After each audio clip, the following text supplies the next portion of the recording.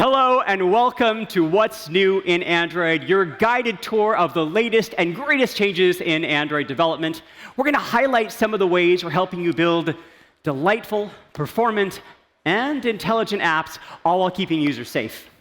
We're going to cover how Android is evolving from an operating system into an intelligent system, and how your app can leverage this shift to deliver more proactive and helpful and context-aware experiences. We need that. We'll dive into performance. It's no secret we're seeing a shift where device memory is more important than ever. Not only have we made strides in memory optimizations in Android 17, we're providing the tooling and API support to help you stay ahead of stricter memory requirements later this year. We'll also cover improvements in media, camera, and GPU capabilities, and how to build adaptive apps for the expanding ecosystem, from XR to cars to premium laptops. But we'll start with the latest updates to our recommended native stack of Kotlin, Jetpack, and my favorite, Jetpack Compose. Now, this stack delivers you the most performant and device-optimized experience. Whether you're developing in Android Studio or developing through Android CLI, it gives you direct access to the latest updates straight from us, like new platform APIs, and we support it with great tools. So this stack makes sure that you're ready for any new opportunities, such as new form factors or for new platform APIs. In the 5 years that we've been developing Jetpack Compose, we've been working hard to give you all of the features, performance, and tools that you need to build beautiful UIs that run across the variety of Android devices. And you've told us that you're far more productive when working with Compose. Compose has matured into the standard for building Android UI. And we believe that all Android UI should now be built with Jetpack Compose. We call this going Compose first. So from now on, we're going to be providing all APIs, libraries, tools, and guidance in Compose. And we consider the Vue components that Compose replaces to now be in maintenance mode.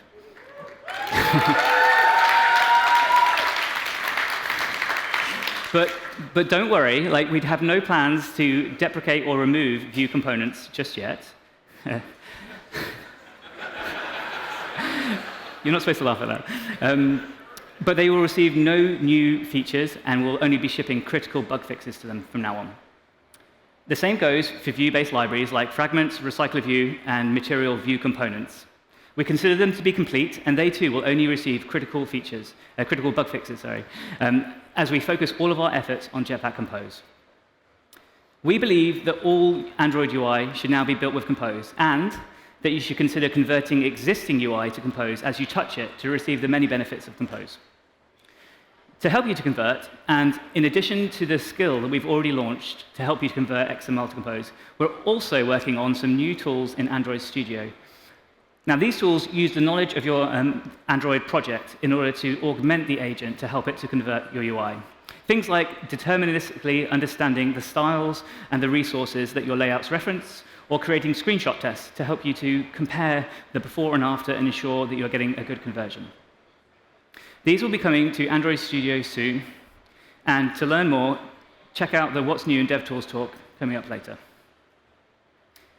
The recent Compose 1.10 and 1.11 releases added a whole raft of new features, from the Retain API to more deterministic testing APIs, improvements to shared element transitions, and new text field features. One of the larger changes that I'm really excited about is a new Styles API, which is experimental in Compose 1.11. Now, we've heard your feedback that you want more customization of components. The Styles API defines a standardized set of stylable attributes, which help you to separate the component's behavior from its appearance. So we think you can use this to make much more easier customization of the components. Styles has built-in support for different states, even letting you animate state changes so you can build much more responsive components. And it's performant out of the box, automatically minimizing recompositions for you. So we're working on Styles, and we'd love your feedback as we continue to build it out. And we plan to add style support to our material components in a future release.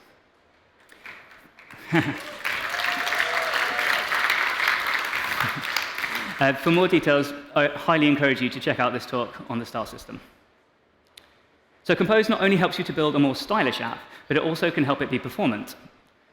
In our latest release, Compose 1.11, we're seeing even better performance across key CUJs like scroll jank, startup speed, and even in hybrid UIs where you interleave views and compose. To back this up, we're releasing a new suite of benchmarks which compare real-world app performance between views and compose. These are open source, so you can check them out and verify the results for yourself. And best of all, you get most of these benefits just by upgrading the Compose version, so make sure that you're using the latest release. And it's not just benchmarks. We see this in production too. In fact, TikTok told us that the expressive Compose APIs help them to rewrite a number of their screens into Compose. And this not only made their code more maintainable, but they also saw performance improvements, seeing a reduction in page load time of up to 20 to 30%. And in one case, they saw a huge 78% speed up. And speaking of performance, R8 is a critical tool for streamlining your app. It helps to remove unused code and resources and can rewrite code to optimize startup and runtime performance. But we've heard from you that it can be hard to know if you're getting the most out of R8. Wait, let me go back. So for example, Grab had huge impact by enabling R8 on their 9 million line code base. Doing so, they saw a 25% reduction in ANRs and a 16% reduction in APK size. And in conjunction with reworking their baseline and startup profile, they also saw a 27% reduction in startup time. So, R8 is pretty great, but we have heard from you that it can be hard to know if you're getting the most out of it. And to that end, we're bringing new R8 insights into the Play console to help you to identify opportunities to improve. These are going to start rolling out from today and more widely later this year. And to help you to act on these insights, we also have launched the R8 Configuration Analyzer. So this is a tool that runs a report and will give you a score for how effective your optimization, obfuscation, and resource shrinking is. And it helps you to spot opportunities to further shrink your app. For example, it might help you to find some keep rules which are overly broad, which might be thwarting some of R8's optimizations. For example, Tinder had already invested in using R8 and seen many benefits. But by using the configuration analyzer, they were able to find a problematic keep rule. Now, removing this one single keep rule, they saw a reduction in their APK size of 28%, and they reduced their ANR and cold start rates as well. And we're also publishing a new skill to help AI agents to work with R8. So this skill works with the configuration analyzer, and it helps you to get the most out of R8. But R8 is just a start. Current rising hardware costs and RAM supply constraints are forcing a shift in the device ecosystem where memory management is more important than ever. Optimizing your app's memory footprint ensures that your app can deliver the best performance across all form factors. And to ensure that the next generation of devices delivers the premium experience that Android users expect, we'll be partnering with you to optimize how Android manages memory. Over the coming year, we'll be rolling out new tools to help making building memory-efficient apps much simpler. You can look out for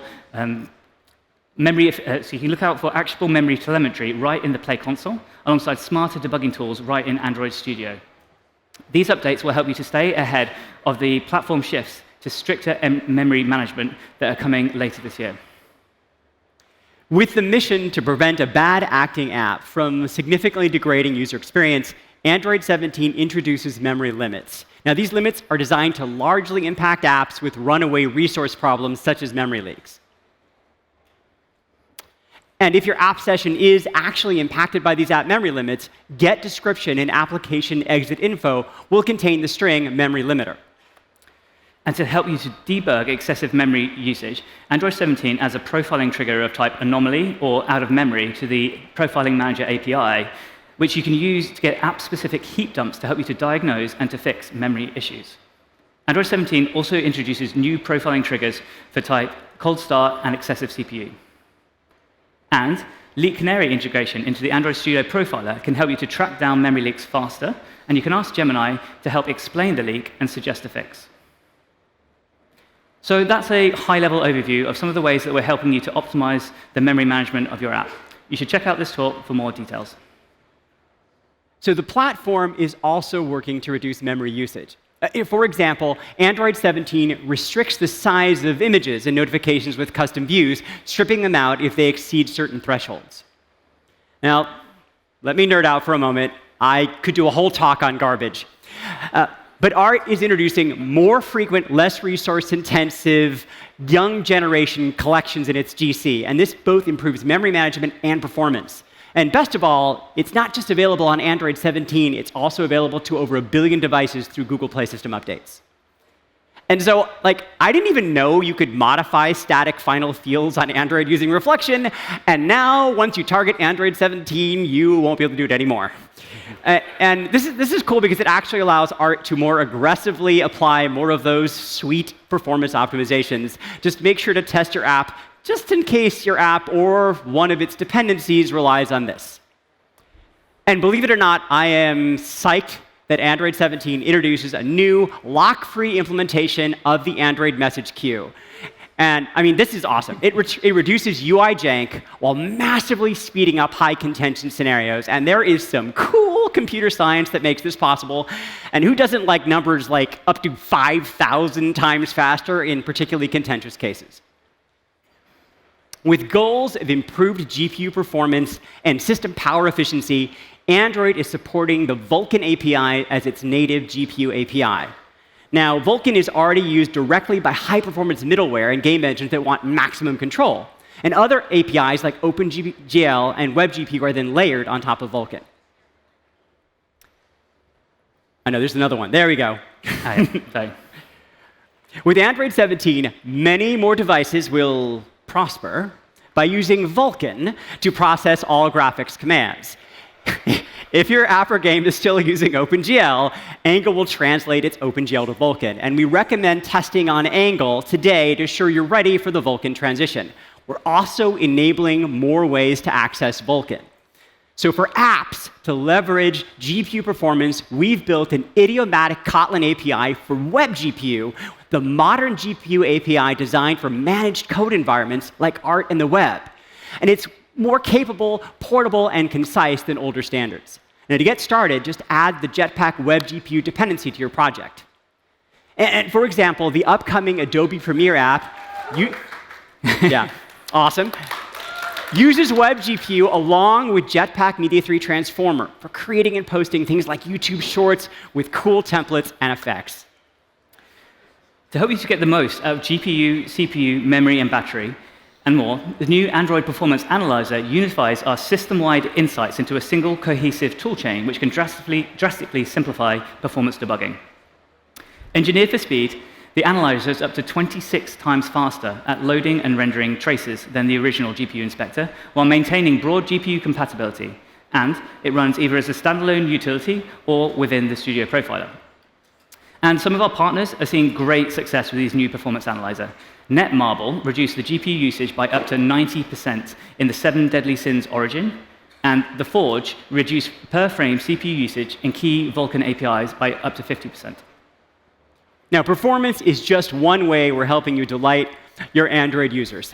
We're creating a platform that delivers new, helpful AI-powered experience that actually anticipate users' needs. Now, for you, this means not only new discovery surfaces for more and deeper app engagement, but users are actually getting better and safer app experiences. And we're doing this at every level of the stack. This is what we mean when we say that Android is evolving from an operating system to an intelligent system. Now, your apps will be at the center of these changes in different ways. First, let's talk about how AI can enhance the ways users interact with your app with proactive help, leveraging the platform's deep understanding of native UI built with Kotlin and Compose. An example of this is our next-generation autofill, which works to get your app higher form completion rates, all using the same hints you're currently providing autofill. We can also help protect your users today on Pixel with using AI to identify scam patterns and notifications from popular messaging apps, warning users before they respond to a potential threat. Now, Magic Queue was introduced last year on Pixel 10, and it surfaces helpful information and actions within apps. And this is a new place for users to engage with and discover app content. And as you can see here, it's expanding to more apps, such as Snapchat. Now, improving your apps with proactive AI features is awesome. but we're entering the agentic era, where agents and assistants complete tasks on behalf of users, and your app can participate. And after all, Android has always been designed to have multiple apps work together to share a task, such as composing an email or with a photo. But now, agents such as Gemini can act as an orchestrator across multiple apps. Now, to this end, Gemini can analyze app screens and navigate through tasks, stopping for user input when it needs clarification at sensitive areas like transactions, with no code needed from you in almost all cases. The user can do other tasks while Android actually runs the app in the background on a virtual display. And we'll be rolling this experience out more widely in the future. But you can take control of the capabilities your app exposes by integrating with a new API, App Functions. Now, App Functions is an Android platform API and a Jetpack library that simplifies building Android MCP integrations. It empowers your app to behave like on-device MCP servers, contributing functions that act as tools for use by client agents and assistants like Gemini. Now, App Functions integration with Gemini is currently in a private preview with trusted testers, but you can begin preparing your apps now using App Functions. Now, if you built your app with clearly separated data and presentation layers, following our recommendations, adding App Functions can be really, really straightforward. So let me show you what that looks like. All right, so here we are on our laptop. Let me actually show you a little bit of what we've done. We've actually got a skill that can actually add App Functions automatically to your project. And it works even better if you actually have architected your app well, but it can work in all cases, really. And the key thing is that we're going to do this today with the Now in Android news aggregation app. So let me quickly just show you if you haven't seen this. This is what that looks like. Very nice. You see, we've got Compose first as part of the news that we're aggregating. Now, what the agent has actually done, though, is pretty cool. So you can see we've just given it a very, very simple prompt. Create app functions that provide access to topics and news articles, enable users to follow, and things like that. It activates the skill. We've installed that into the project, and it's going to do a lot of things for you. It's going to upgrade things. Let's scroll to the bottom and look at all that it's done. So again, we've updated the SDK, we've added dependencies, we've created metadata, and more importantly, we've actually implemented 4 useful app functions to list topics, list news articles, follow topics, and bookmark things. And this is the actual code that was generated. As you can see here, we're literally running all this from Android Studio, and I have not made any changes to the project. This actually worked the first time, which is always nice. And you can see it's created this app function for list topics. And what's really great about the way that Jetpack library works is that you can see that this is pretty normal. We've just annotated it with app functions. It's a normal suspend function that runs with the context. You can see here that it's actually returning a fairly reasonable data model. And hold on, let me do that one more time. There, a very reasonable data model. And also, we're documenting it using kdoc. And the library is just going to make sure that that gets all the way to the agent that's using it. And that's the same thing that makes me understand it, also makes our agents understand it. And you can see we can list topics and news articles, we can follow topics, and we can create bookmarks. Now but how do you test this? Well, we've actually gone and created an agent that can do that for you. So let's go to our running device, and let's switch over to our test agent. All right, so first of all, we want to do things deterministically. So let's take a look at what functions we're exporting inside of Now in Android. So we've got list topics. We can run those functions. And you see we get some lovely JSON. And you notice ID number 3 is compose. All right, we'll use that when we go to list news articles. We can also add parameters here right in the test agent and run them. And again, beautifully, this is actually happening, by the way. This is not like canned or anything like that. All right, let's talk about what the next thing we want to be able to do is actually run against a live instance of Gemini. So we've hooked it up to a regular cloud instance of Gemini. You can do things like, hey, show me the article on Compose UI first. See, that's how you know it's not really canned, because I would never make a typo in a canned demo. All right, demo gods, let's do this. All right, so it's connecting to the Now in Android app. And Gemini actually has to do a bit of work here, because you notice we didn't have a great API for actually searching this. So it's actually pulling the topics, pulling all the articles, and then giving you the article that you selected, and Gemini is doing all that work. But we can take it one further. Thank you. We can also say send the Compose UI first article to Nick Butcher. That's just to Nick. All right. So now what we've done is we actually have a second app that uses app functions that actually is a chat app. We're going to connect to that. We're going to find out who Nick is, first of all. And then we're going to go and send that article to him. It's actually recalled our app. And so now if we go over to our chat application, eventually, come on, I can use this in an emulator, I promise. All right, there we go. This is the article, Android UI development is Compose first. So that is, again, the agent working together with two different apps using app functions. You can imagine all the cool things this can do. All right, back to our slides. So check out our tools, and you can experiment with app functions today. You can join our early access program for the chance to be among the first apps to deploy app functions to production. Now, proactive functionality and automation is a good start, but we want to bring the power of AI into every part of the Android experience. And that means helping your apps make direct use of AI with both on-device and server-side implementations. Now, using on-device models such as Gemini Nano keeps sensitive user data local, works without connectivity, and also has no per-transaction costs. Nano is now available on over 140 million devices. And it's based on our open Gemma models. So you can look for Nano 4 based on the Apache licensed Gemma 4 on flagship devices later this year. It features better multilingual support, more battery efficiency, and new advanced capabilities. And you can test out some of those new capabilities today using the AI Core Developer Preview and start building with the MLKit Prompt API. Now, popular apps are already using the Prompt API with existing Nano models. For example, WebEx uses it to translate short chat messages. And Photoshop is testing it to automatically rename layers and images using imports and exports, which is something I've always wanted it to do, so I'm excited about that. So check out this talk to learn more about using on-device models. And of course, there are times when you want to leverage a cloud-based solution. So ABC Mouse used Gemini with Google Cloud to build a closed-loop feature, which offers personalized support when it detects that a child needs help. And because it's implemented in the cloud, it even works on entry-level kids' tablets. Now, Gemini cloud models have advanced capabilities, and you can use them directly in production Android apps via Firebase AI logic.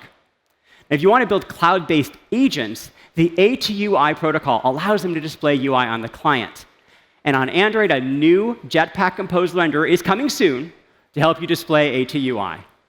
Now, to learn more about all of these cloud options and more, you can check out this talk.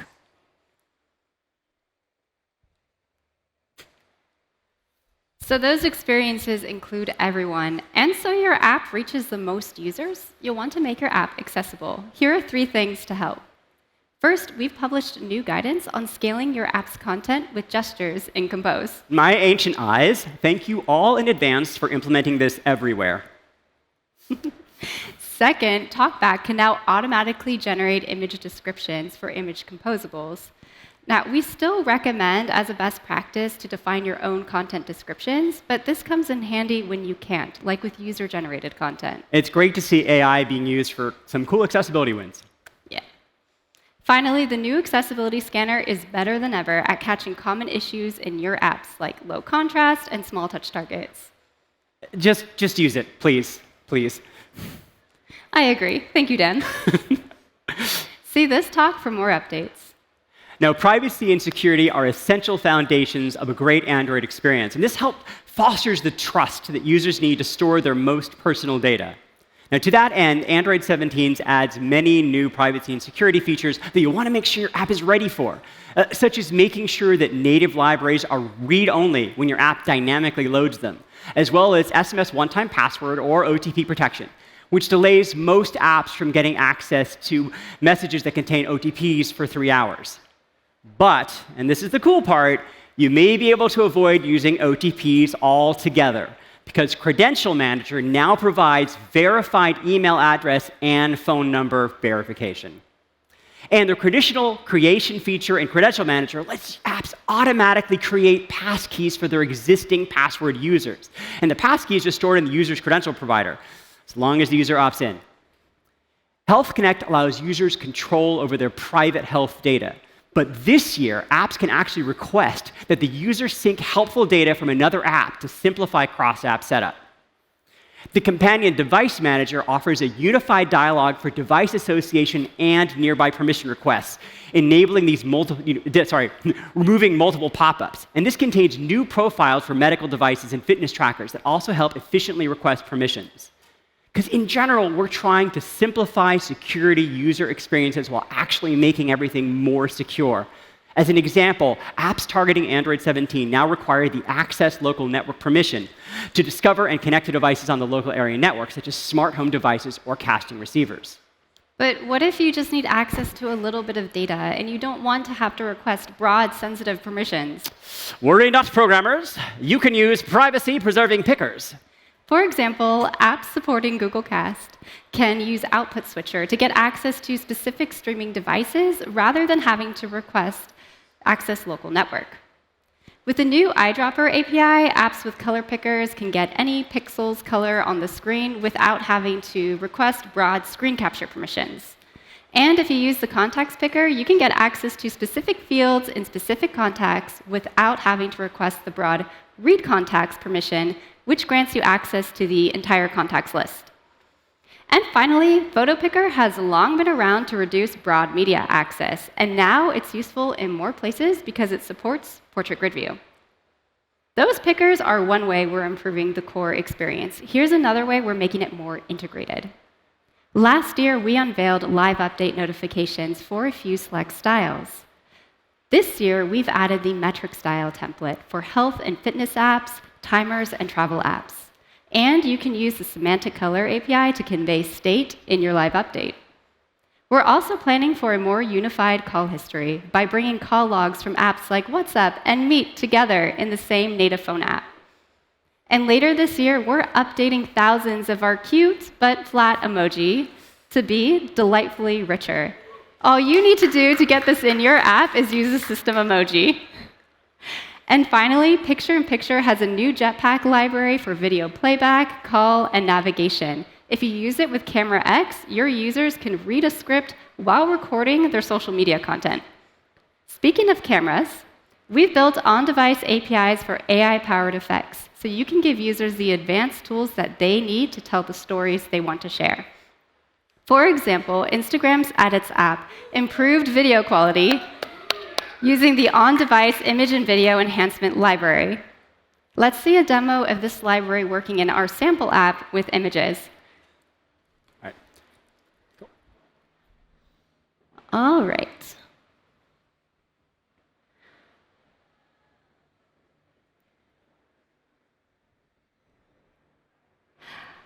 I adore this photo of my mom, taken during her rebellious teenage years. But being an old photograph, it's grainy and blurry, so I'm going to press AI Enhance, and the on-device library will return a clearer image where details like her eyes are more well-defined.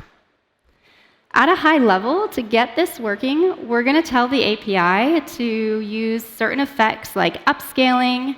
We could have also selected deblur and denoise, tone mapping, and then our mode is enhancement mode bitmap, or we could have also provided a surface view. And then after the user has made their selection, we will call process bitmap async to actually apply those effects on the given bitmap, or in this case, the image of my mom. So let's select another image, this one in color. Since all of this is run on device, it won't cost you a cent in server costs. And users can even use this while in airplane mode, which you can see here.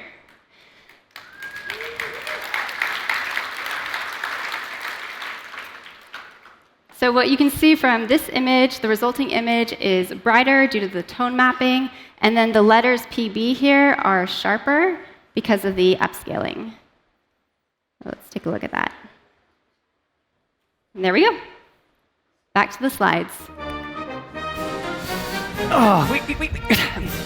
Unexpected background audio. I don't like it.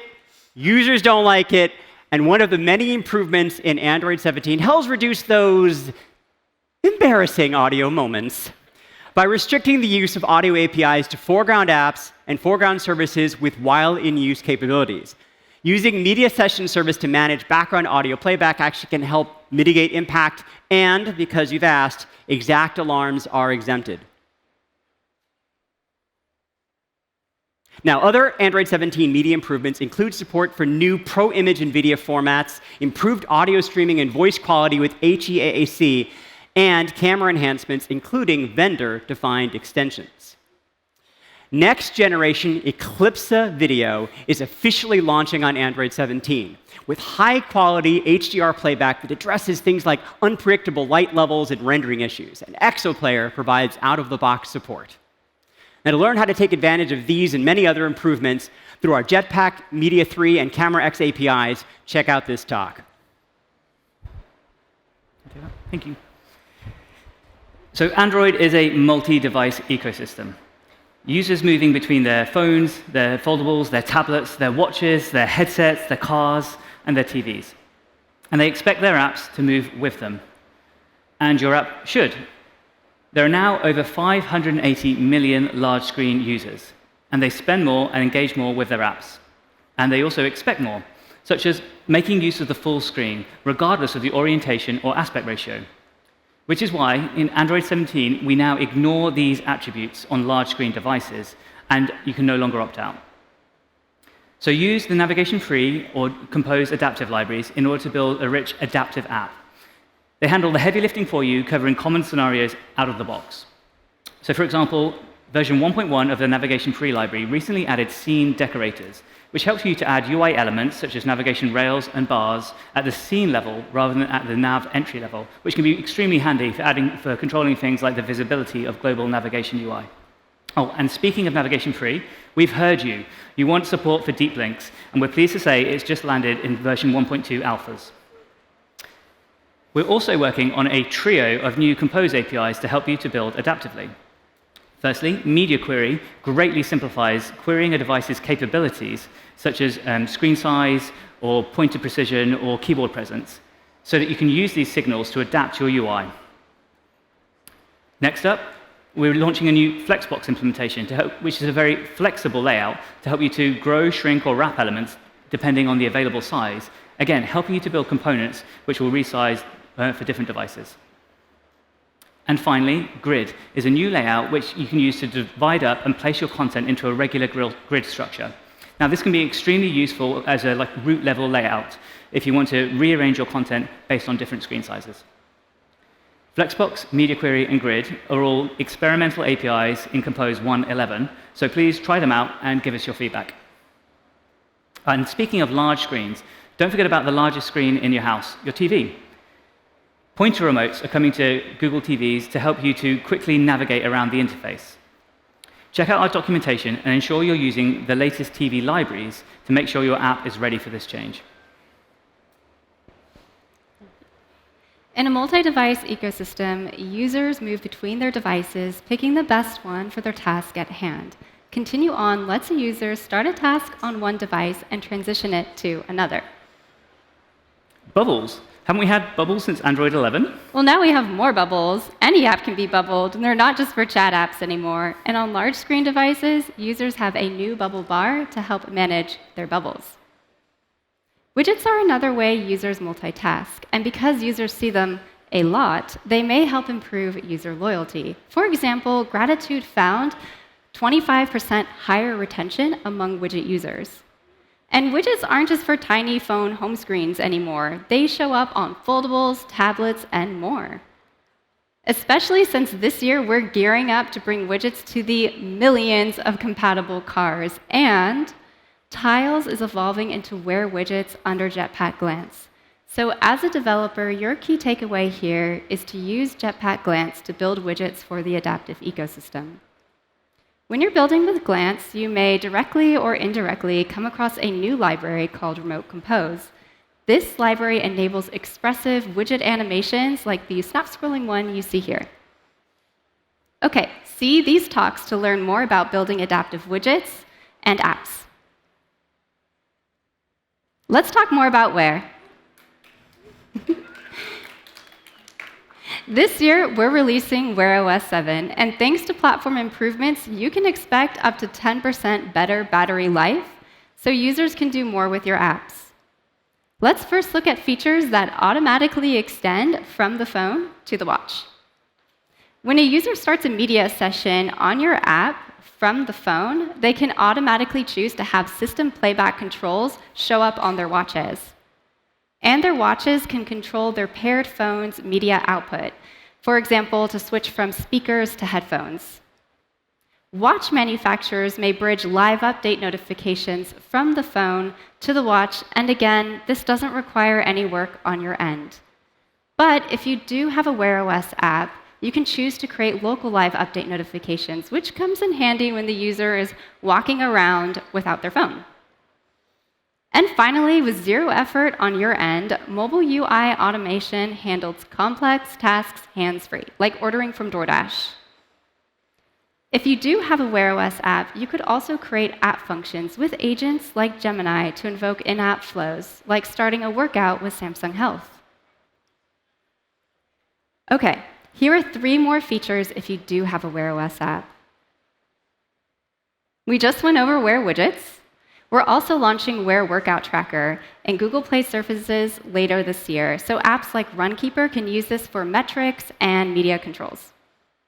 Compose for Wear OS 1.6 supports Navigation 3, and a new local ambient mode manager helps you manage content while your device is in a power-saving state. The Wear OS 7 Canary emulator is available in Android Studio now, so you can get hands-on with all our new features. See our blog and docs to learn more. Let's talk about the other wearable form factor.